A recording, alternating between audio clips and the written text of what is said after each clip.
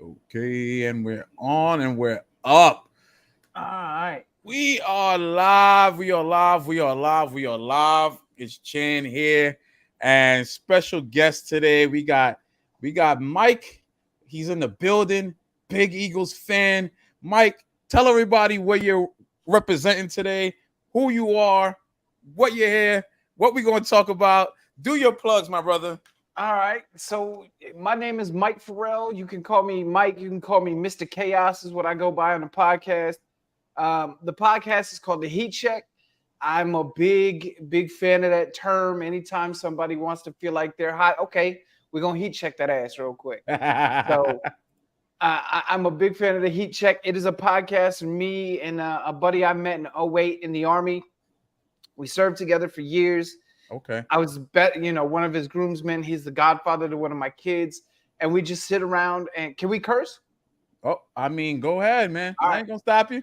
cool. So we sit around and just bullshit about pro wrestling and UFC and football, and he's trying to get me on back into baseball and trying to get me back into basketball, and I'm trying to convince myself to start watching hockey, but it just has never been attractive to me. So, Right. as far as where you can find us, we're on YouTube at the Heat Check Podcast, spelled exactly how it sounds, the Heat Check Podcast. On Twitter at Your Heat Check, and on Twitch at the Heat Check Podcast. Okay. You heard it. You heard it. I'm definitely going to support and subscribe. It sounds like a show that I will enjoy listening to. I know we talked about NFL, we talked about pro wrestling. I like to fancy myself as a supporter of hockey, but I am not a hockey fan. I couldn't even tell you who the best player was. Like, I could tell you who won the Stanley Cup, and that's about it. But pro wrestling talk, I love it because I'm trying to spread beyond the world of basketball and talk about the things that I love in the sports world. And to me, and I'm sure to you, pro wrestling is a sport and it deserves the representation and it deserves the same amount of energy, regardless of what we all know it to be. So right now, I feel like we're at a time where there are so many factions, and it reminds me of like the 90s where there were just factions everywhere. But if you look across WWE, AEW, I mean, New Japan's been having factions for a long time. We got some top factions. We got Judgment Day, Bloodline, the Elite. Who or whom are some of your like top factions? Because we got a big win yesterday for one of my favorite factions. So for me, I love the Bloodline storyline. I think Yeah. if you're a professional wrestling fan, like I'm 37. I grew up in the era of professional wrestling that was The Rock in the Nation of Domination, Triple H and Shawn Michaels DX, Stone Cold before he was really the hype.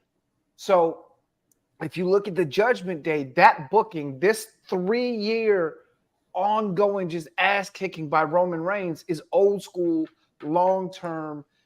We're going to make you love every second of this kind of storytelling. It doesn't hurt that you have guys like Sami Zayn who come in. And before he came into the storyline, I am not a giant Sami Zayn fan. Okay. I think he just that's not a personal thing. But when he did the Bloodline thing, I was like, okay. I knew he had some kind of skills, obviously. Mm-hmm. Sammy and the Bloodline gave that thing new life. Yeah. Brand new life. And then, Jey Uso has been, without Jey, I don't think the storyline's nearly as good. So I'm a big Bloodline guy. Mm-hmm. I'm excited to see, too, this Bobby Lashley and Street Profits thing, where that's going. Oh, yeah. Where's that going to go? So that's crazy. My favorite thing about the Hurt Business, and I was just watching a WWE 24, is that MVP said it and Bobby Lashley said it. He was like, look, we're not a stable of black wrestlers. We're a stable of wrestlers who just happen to be black dudes who look great in suits and will kick the shit out of you. That's why I love like Bobby Lashley with the Hurt Business with the Street Profits and even Profits, maybe yeah. even bringing Omos onto it. Like it's not about being the new Nation of Domination or the more angry New Day. Like it's about being the Hurt Business. Right. We're gonna look really good. We're gonna kick the shit out of you, and then we're gonna Mhm. dominate. We're gonna take all of the gold. Those are the I would kind of love to see factions it. I love. I would love to see it. I feel like wrestling's been on fire. The faction have been on fire, and I would love to see the addition of the giant Omos, and hopefully Angelo Dawkins can get a suit because we've seen all the other guys in a suit, and he's like me. He's gonna show up in some sweats, Mhm. but he's gonna put in the work. So I think that's something to look out for, and I'm happy they're doing something with those dudes because we see the internet push breaking up teams so much, and I think that's because we're around the same age. So I Yeah. think that's because we're accustomed to seeing in pro wrestling people turn on each other, Mm-hmm. and now we haven't really seen that. Yeah, we've seen guys like not be on the same page, and that's real life, but we haven't seen guys turn on each other. So I would love to see what happens with the Hurt Business, if they're gonna keep it the Hurt Business or a new faction. I think it would be cool to just have it the Hurt Business, just new and improved. It could be. I think too.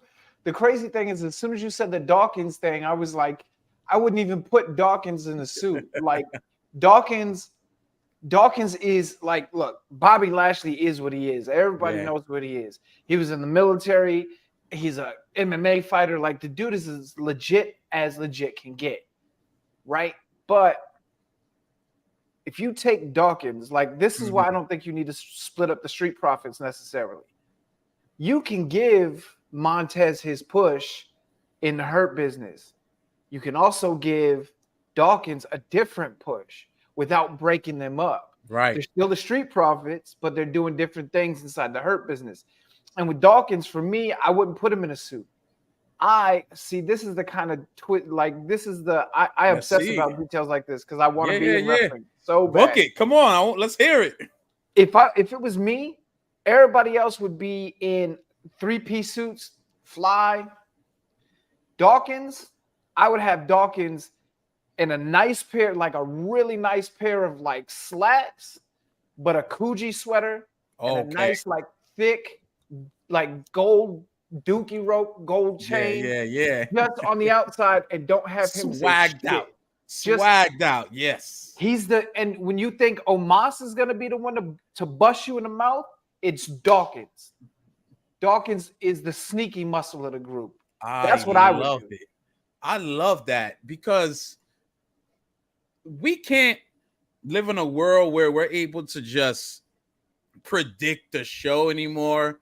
It doesn't give us a reason to watch, and I think that's what makes like the bloodline so compelling and some of these factions so compelling is that they're doing things that are not predictable in a way where we can carve out every detail.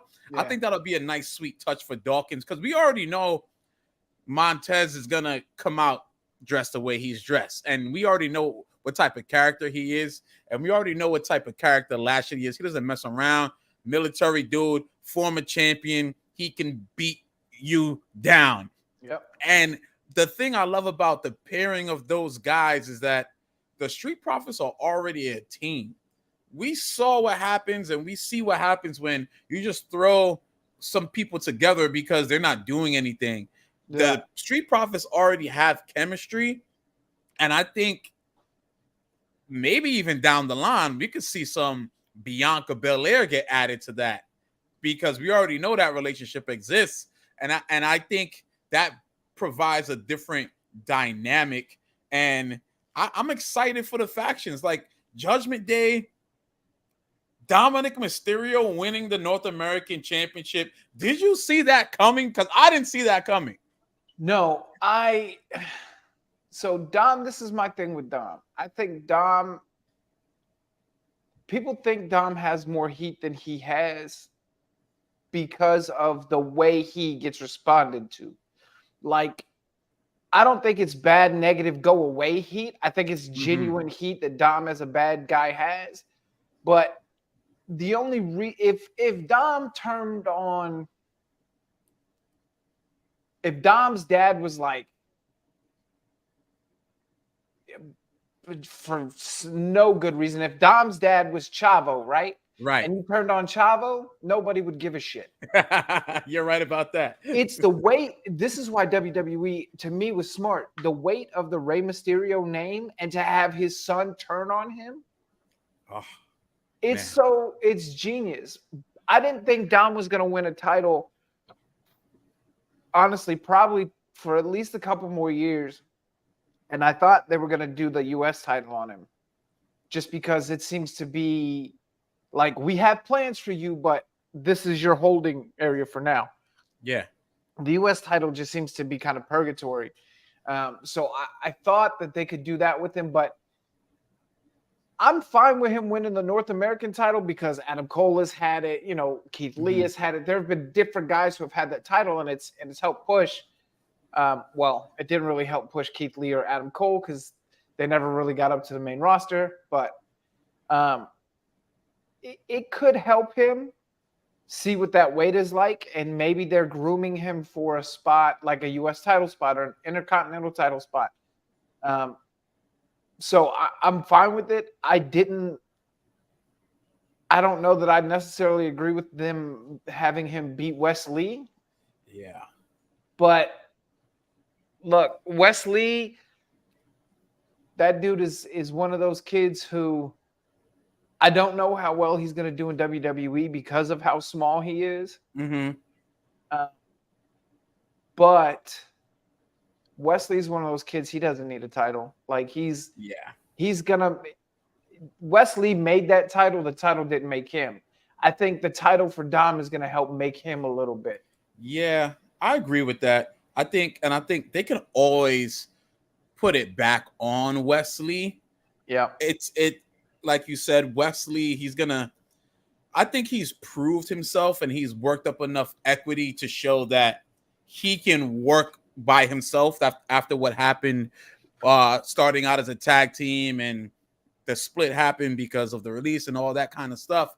So I also feel as though, being a lifelong fan that I feel like we are, I think at this moment, I feel like I can trust whatever decision that they're making, because I'm always the one of the first people, like we tend to do. As soon as the decision is made, I'm like, I love it, or I don't know what they're gonna do, and then they do something that works out, and I'm satisfied with. So let's see. I don't know if Wesley. I don't even know when they're gonna do any more NXT call-ups. I feel like some of the guys that they have in NXT are due for a call-up. You got Braun Breaker, I feel like he's due. I think Ilya Dragunov is due for a call-up. Like, you have guys just sitting there, just idle, or they've overstayed their welcome. If we're looking at NXT as like the developmental, I'm a big Dragunov guy. I want to see him go, but let's see what happens with Dominic. I think the Great American Bash is the next. Yep. And tonight is AEW Blood and Guts. Today is Blood and Guts. I think so. I think it's tonight. That's gonna be hell in a good way. That is. Yeah. It's gonna be insane. I have thoughts on AEW, and I understand they want to pull in as many TV ratings as possible. But what do you think about the addition of Kota Ibushi and Kota Ibushi debuting in this match? You know what? I actually think it's cool. I dig it. Like, everybody, well, not everybody, but a lot of people who watch AEW know about the history of Kenny Omega and Kota and the Golden Lovers and all that stuff, right? And for those who don't know that, like, they got a chance to see him in the Cruiserweight Classic for WWE against Cedric Alexander, which is where Cedric got signed. Yes. That match is insane. If you've never seen it, go watch the Cedric Alexander versus Kota Ibushi from the Was that the Cruiserweight one where the Classic. crowd was chanting, "Please sign Cedric" at Yep. the end? Yes. Yeah. Yes. That match was insanity. So I think Kota Ibushi coming back, it kind of was a no-brainer. Like I figured it was going to be Kota. It makes too much sense. Uh, the one that surprised me was Pac. Mm-hmm. Having him team up, or Pac, or however he pronounces it. Yeah. Having him team up with the Bullet Club, the Blackpool Combat Club. Yeah. I was like, that's a little weird because I don't know of any history. I mean, I know he's from England. I think he might even be from Blackpool, but I don't know of any history that he has with Mox or Cesaro or anybody Nah. like that. Now He just hates the elite. That's what it is. It could be that too. So I'm good with this match. We'll see. I just hope they don't pull out.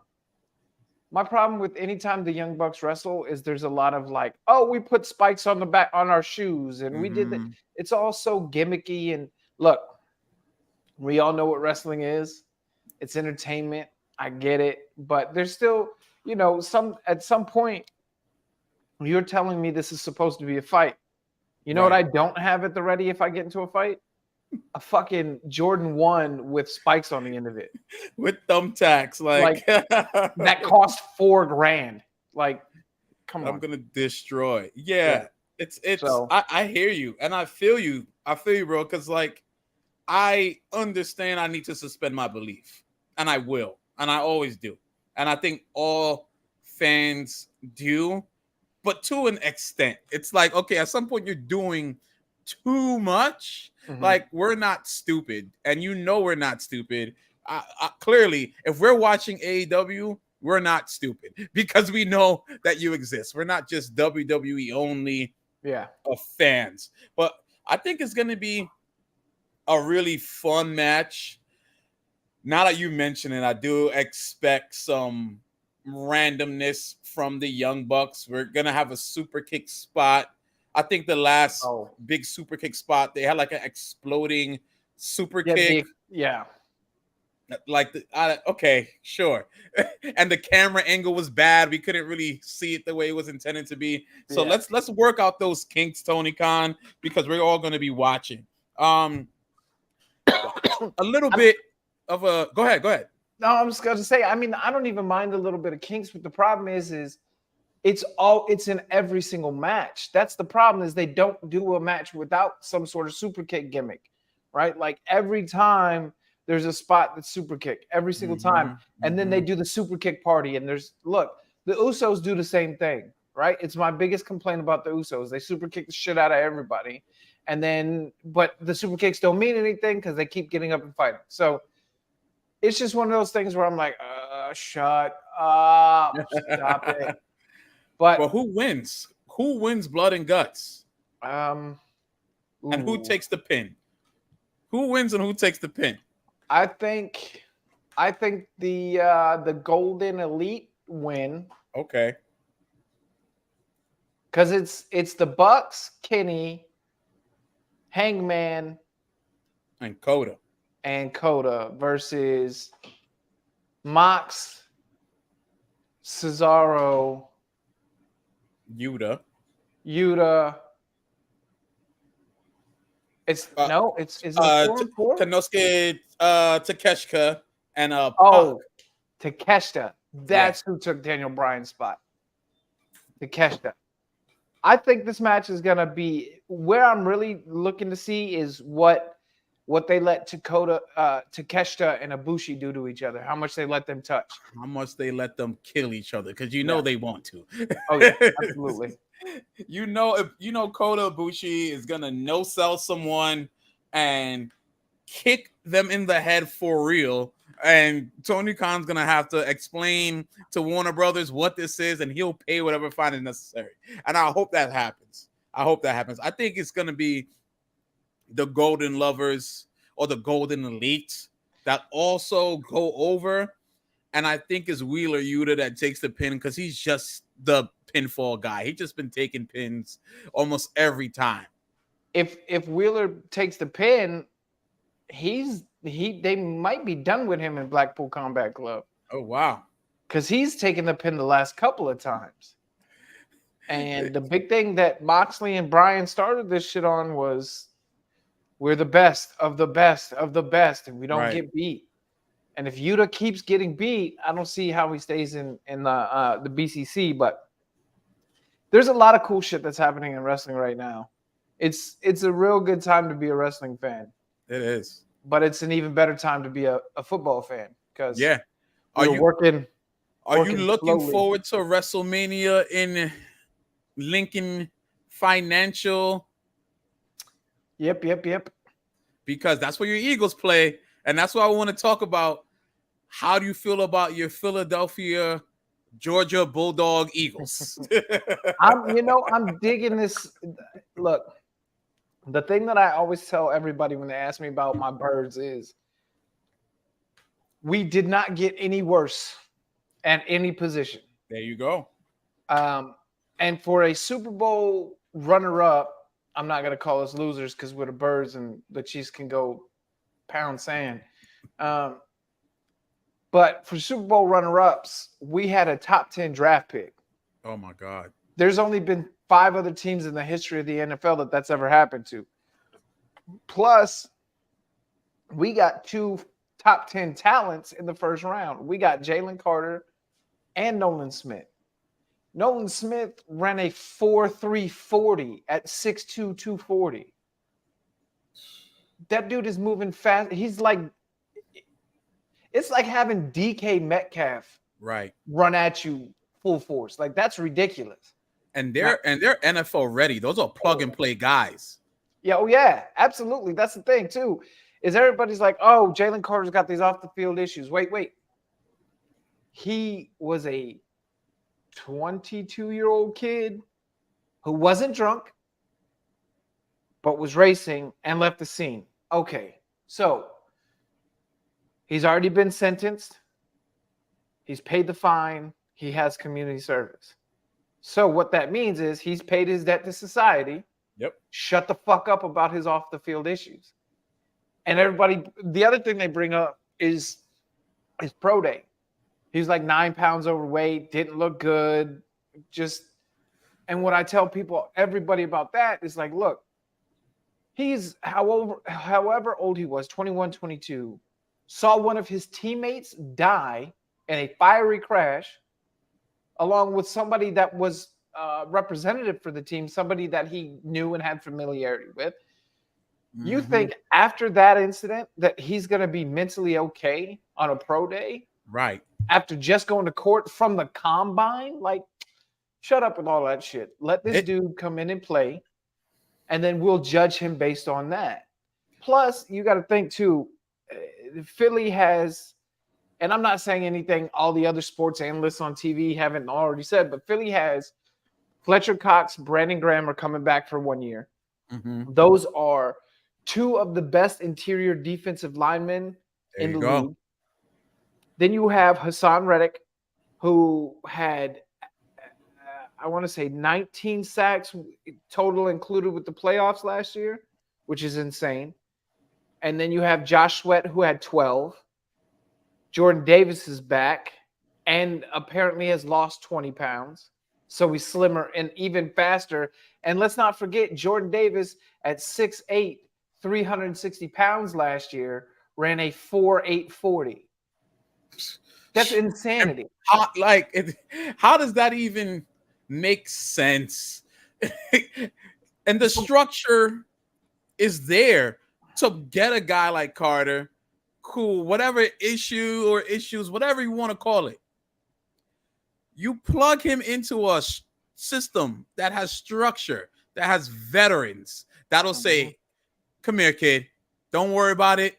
This is how you do it. This is how you do it. You're going to train with us. You're going to work with us. You're going to watch us. Just even if you don't get on the field and we know he will, just watch us. Even if he just sits for like the first game, because preseason is short and people don't go as hard, and he just strictly watches. It's about building a team. I love that move for the Eagles. I don't know what the NFC East is going to do because the Giants they're playing games with Saquon, and everybody knows he wants to be there. And Daniel Jones is overrated, Well, so I don't know what they're gonna do. not just overrated, he's overpaid. They got him Overpaid. $45 million a year. Some Like, of that should go to Saquon. all of that should go to Saquon. Like, if it wasn't say Danny Dimes has a little bit of athleticism that's kind of sneaky, right? Like, Yeah, he's busted a couple of long runs on the Eagles, but he ain't carving up no team. he ain't carving it. Like, look, I have friends from being in the Army who were fans of everybody in the NFL, right?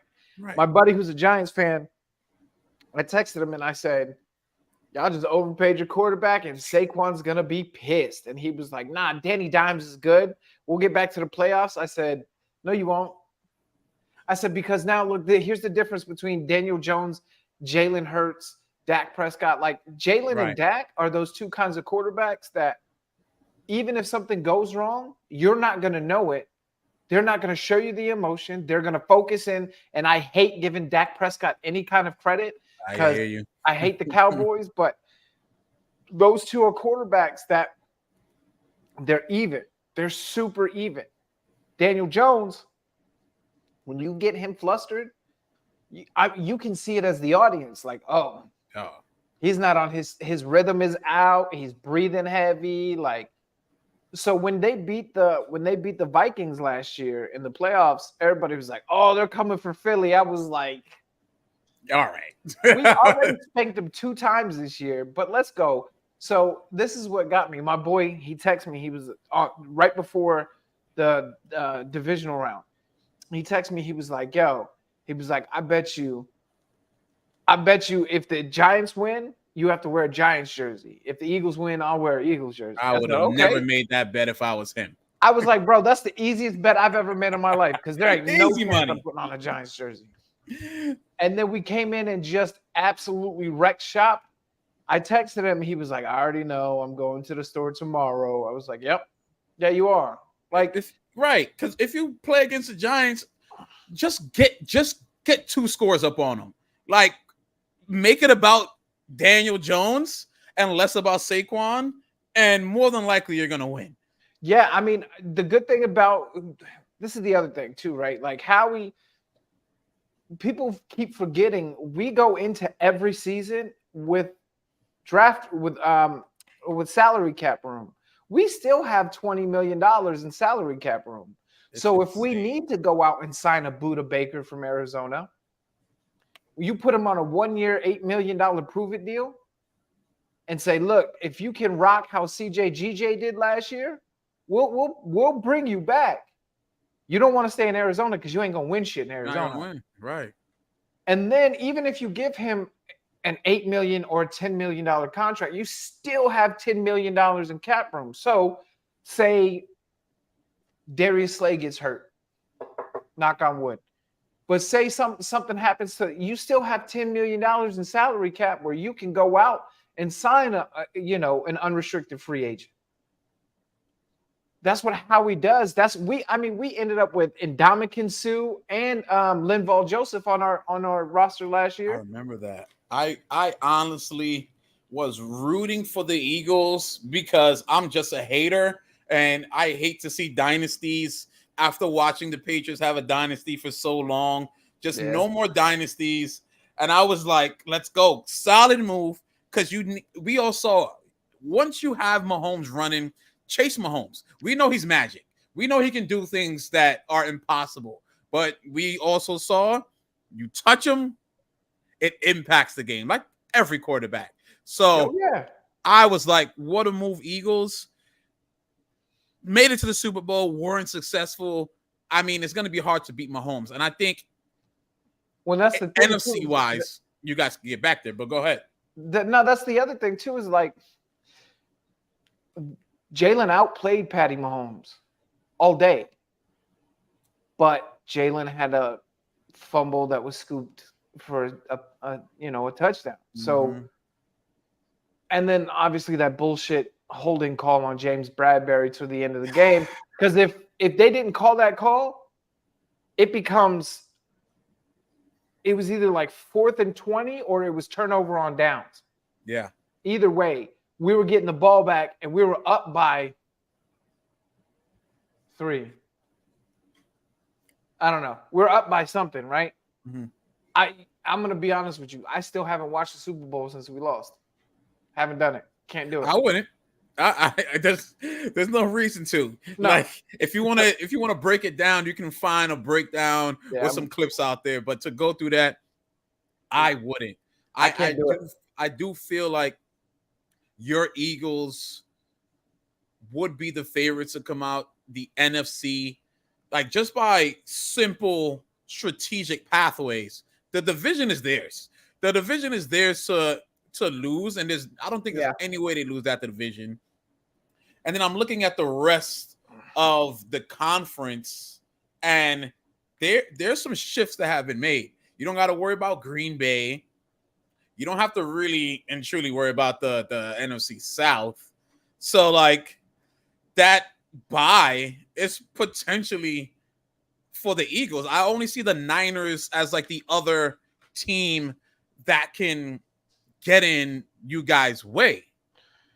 Yeah, I mean they could. The problem is, so if you look at Philly players, they're not talking a whole bunch of shit about San Fran or about Kansas City or anything like that. But you look at Deebo Samuel and you look at George Kittle and you look at these 49ers players and they're yip. Oh, the Eagles got lucky. If they didn't take out Brock Purdy, it would have been a different story. Like, first off, hold on. I don't give a shit how good Brock Purdy played in 5 games before this. You were not coming into Philadelphia and winning. That was not happening. No. But I don't did we lose? Yeah, we lost 1 game at home last year. 1. You're not going to tell me the San Francisco 49ers are going to come in and it's going to be the same thing. Everybody was like, oh, you can't run on that 49ers defense? Shit. Okay. Our main running back plus Jalen plus our second and third string running back ran all over the best running defense in the league. And then, look. The structure of y'all team, you have to respect the receivers, which opens up the run. Yo, you got weapons. Like what? How you can't? The best defensive coordinator, the best head coach. It's gonna be difficult to strategize. Yeah, you have to plan for Jalen. Now you have to plan for DeAndre Swift, Rashad Penny, AJ Brown, Swift, Dallas Goedert, and Smitty. Like, and this is the thing, right? Smitty was 1,000-yard receiver, over 1,000-yard receiver last year. AJ Brown was 1,000-yard receiver last year. Quez Watkins was almost a 700-yard. That's our wide receiver 3 had almost 700 yards. Our tight end had 750 to 800 yards. Like my quarterback ran for more than most teams starting running backs did. Like 13 running touchdowns plus something 150 yards. Like, and then even if let's not talk about all of the weapons we got. Let's just talk about the shield that is our offensive line. Jason Kelsey, Lane Johnson, Jordan Mailata, Landon Dickerson. And Kelsey came back. There were a lot of rumblings that he was going to call it quits. He knows we can win a Super Bowl, and he wants another one. And I think, honestly, got a shot. We got a shot. Everything depends on what happens in the first couple of weeks, right? Like, now here's the other point that all ESPN and Fox and everybody makes is that we have new coordinators. We have a new OC, new DC. We have all these other people. Yeah. You know how long that Jonathan Gannon and Shane Steichen had been coordinators in Philly? 2 years. Oh, yeah. So in 2 years, in their first season, we made it to the playoffs. In their second season, we made it to the Super Bowl and we're the best team in the league with a possible MVP candidate quarterback. So we're getting a new OC, a new DC, but our DC has trained under Vic Fangio, who's a defensive legend in the league. Yeah. And Sean Desai, or not Sean Desai, he's our DC. Right now, I cannot remember our offensive coordinator's name to save my life, but he was coached by Jalen Hurts' dad when he was in high school. He has known Jalen since he was 4 years old.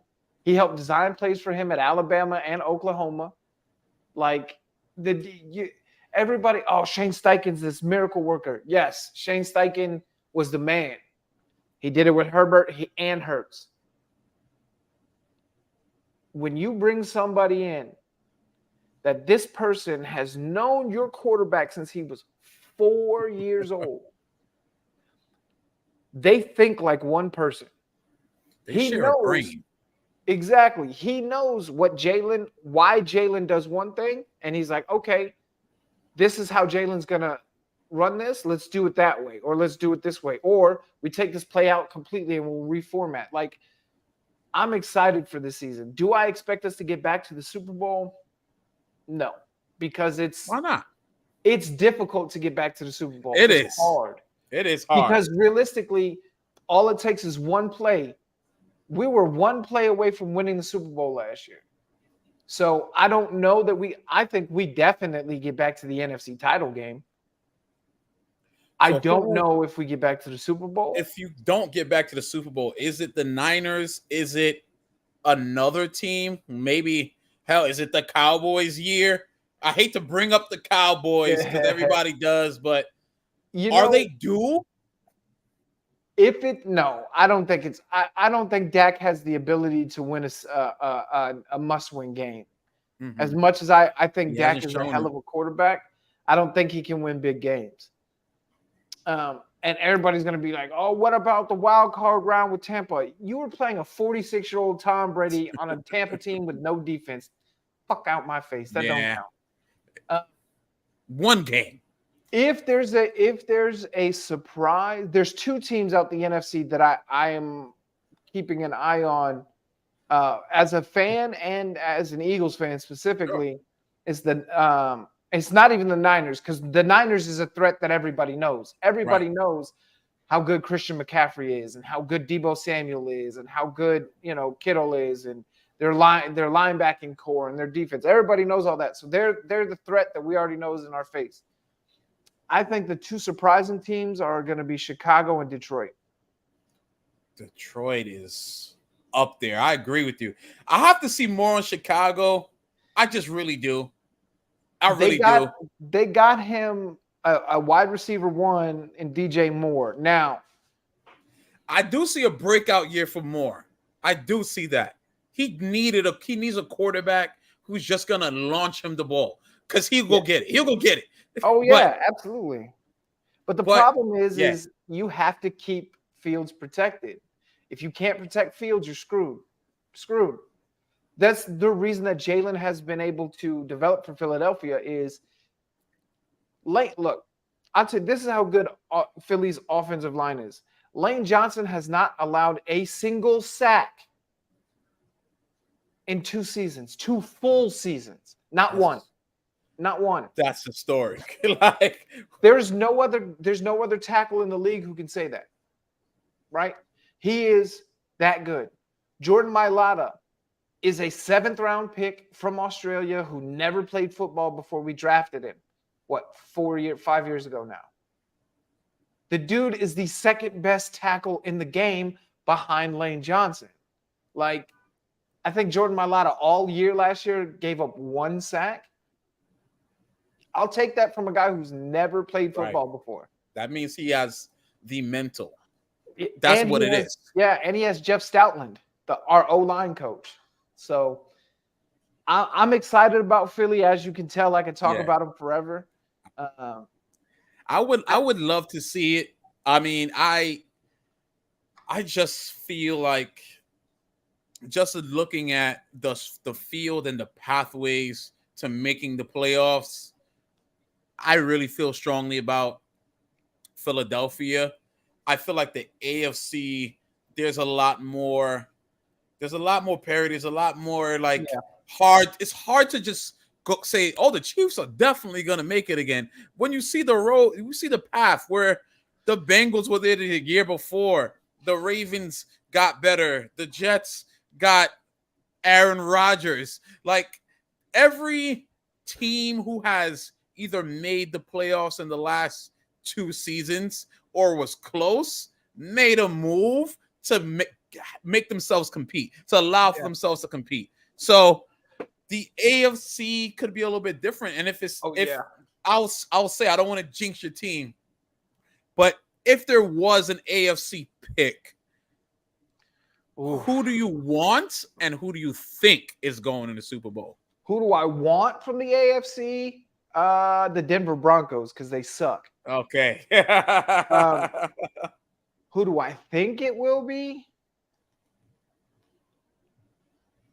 I think I think Pat might take a back seat this year to either Josh Allen or Joe Burrow. Mm-hmm. But this is the thing. I can't sleep on your Ravens because you have fucking Lamar Jackson.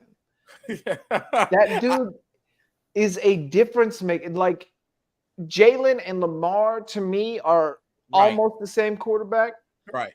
I think obviously Lamar's won an MVP. Jalen hasn't. Jalen's been to a Super Bowl. Lamar hasn't.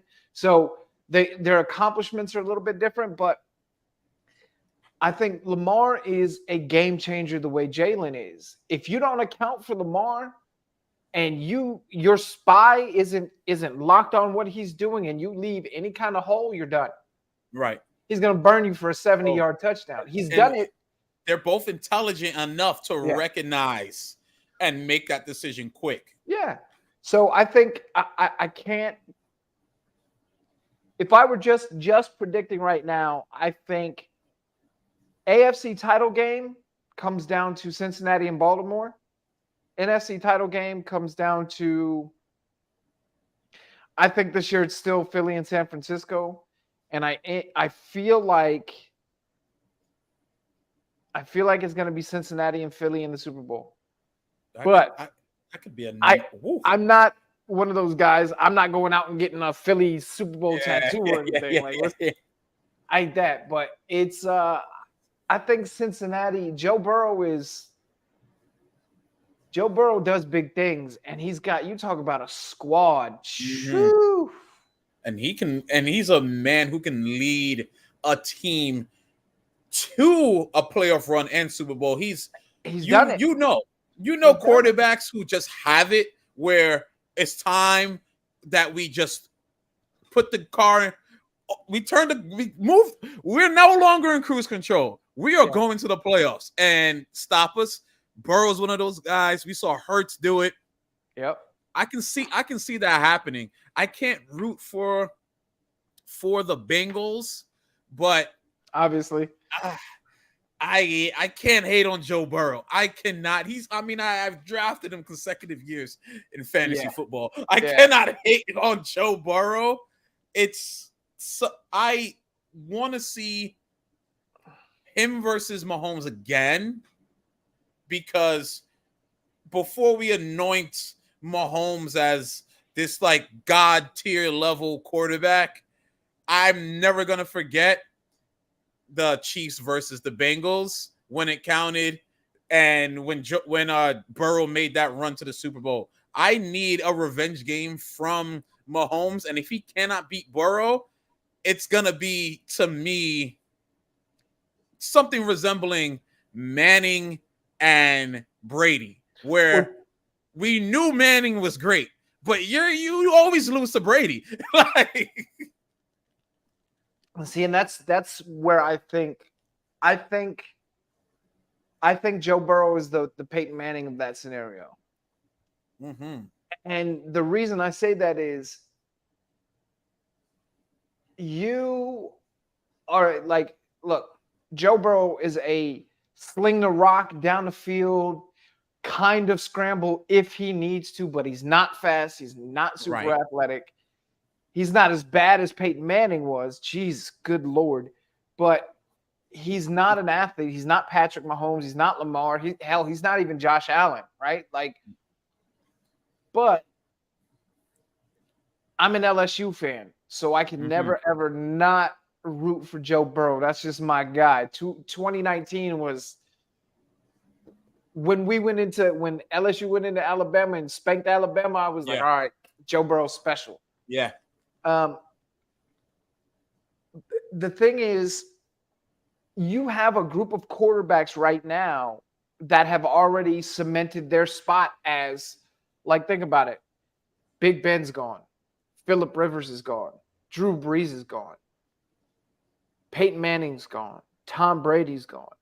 The only one left is Aaron Rodgers.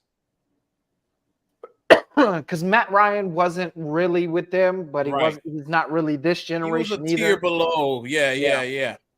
So this is the thing. You have guys like a Patrick Mahomes, Josh Allen, Joe Burrow, Jalen Hurts, Justin Herbert, maybe Tua, maybe Justin Fields, right? Maybe Dak Prescott, depending on. But I think for me, as it stands right now, Pat is Tom. Pat is probably Tom Brady. I would have to say Burrow's Manning.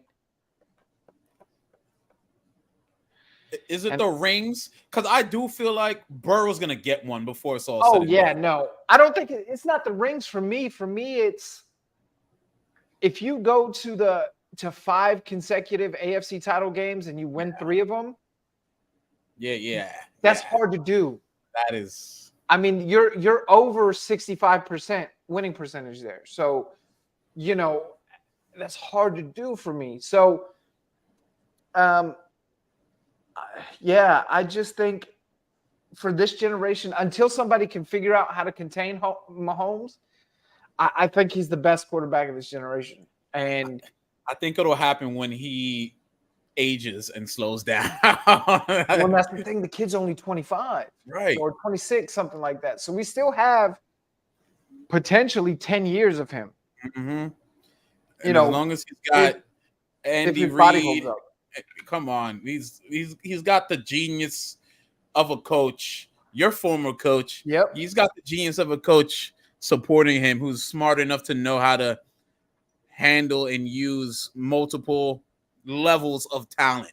So even if you're not the best, even if he doesn't have the best offensive line, he's going to figure out a way to get Mahomes in spots to protect him. And Mahomes is just like a magician. Like, I can't talk about him enough, but I can't cheer for him as much because, like, I already know you're great. So I want to see. I need to see greatness. Spread the wealth around. Yeah, I don't know that they get the same amount of rings that the Pats have. I just don't know if that's possible. Or I don't know if he gets to tie with Tom Brady, the 7-7. I don't know if that's possible.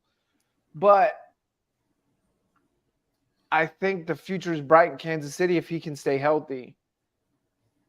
The only problem is his best weapon is 10 years older than him. Yes. Travis Kelce only got a couple years left, like 4 or 5, maybe.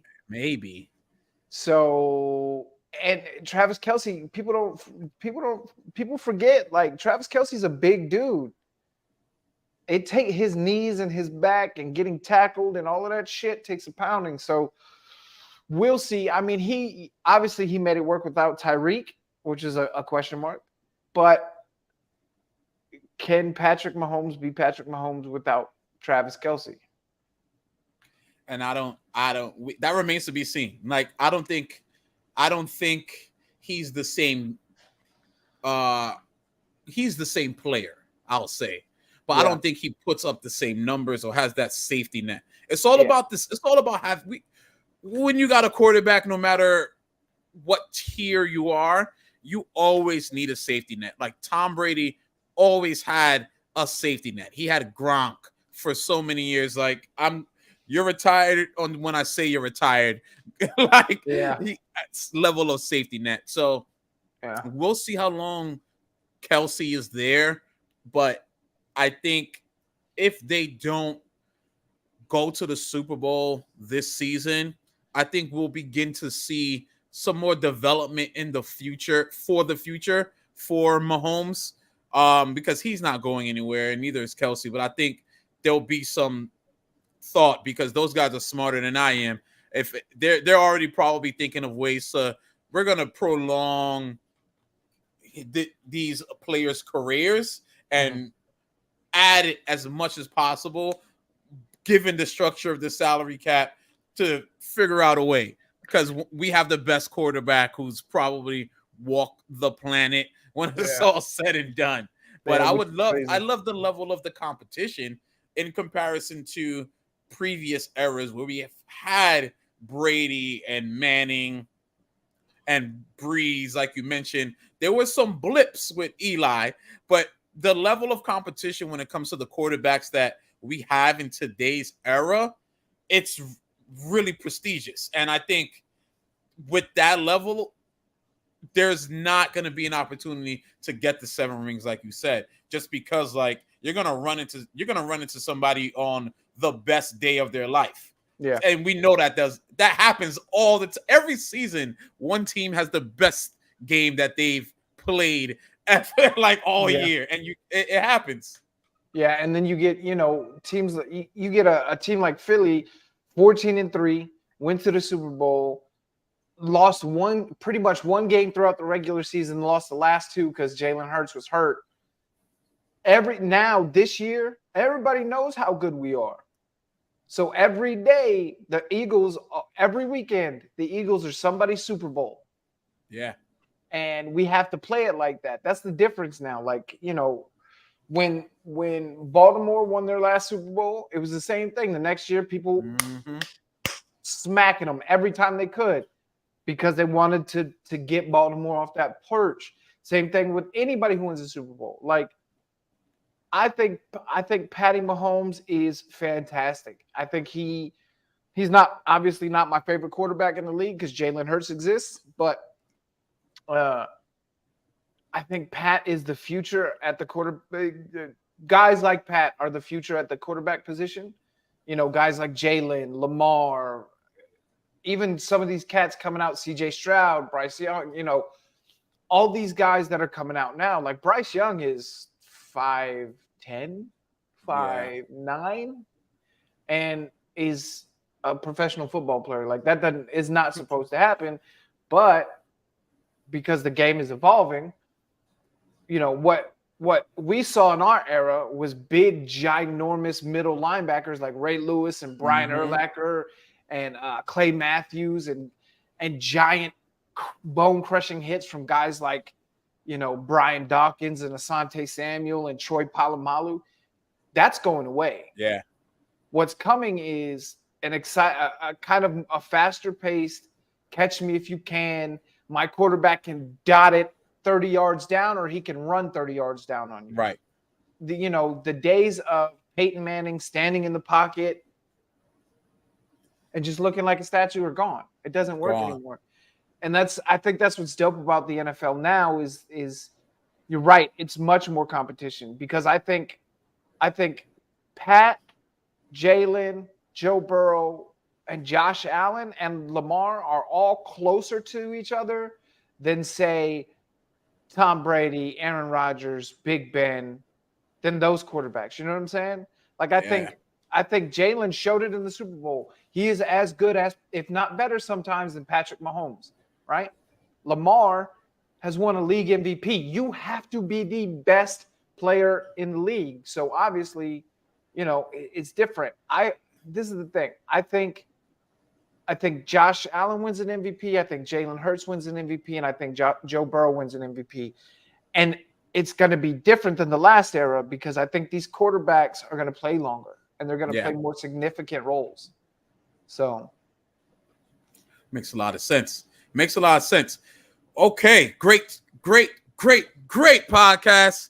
We will definitely have to have a part 2 of this. because Absolutely. I want to talk more football. I want to talk fantasy.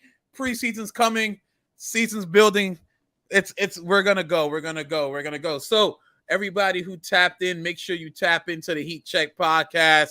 We got Mike here. I appreciate you taking the time, my guy. Thank you for your Absolutely. service. Thank you for the pod. Thank you for the great insight. We will talk again. Any last words? Any parting words for us? I like to do this every time I'm on a podcast. You guys, if you're struggling with mental health, if you are feeling like you need somebody to talk to, any of the places that I told you can find me at, my DMs are open. If you have nobody in your life that will talk to you, I will talk to you. If you want to text, if you want to talk through DM, if you want a phone call, if you want to Zoom, whatever the case is, if you're going through something like that, know that you do not have to go through it alone. Know that there is somebody who has tried the permanent answer to a temporary problem. I've tried it 7 times. There's a reason I'm still here. So if you need an ear or a shoulder or whatever, find me. Easiest one is on Twitter at your heat check. I'm always on Twitter. So find me, find somebody, talk to somebody, please. Like, mental health is so important. And it's not talked about nearly enough, especially for men. You heard it, So especially for men. I definitely agree. if you guys need help, need a listening ear, need a shoulder, find me, DM me. We will get through it. I promise you. Great message. Thank you for that. Hit you with a round of applause. Let's get it going, man. Thank you for the time, my brother. All right, guys. All right, peace. Yeah.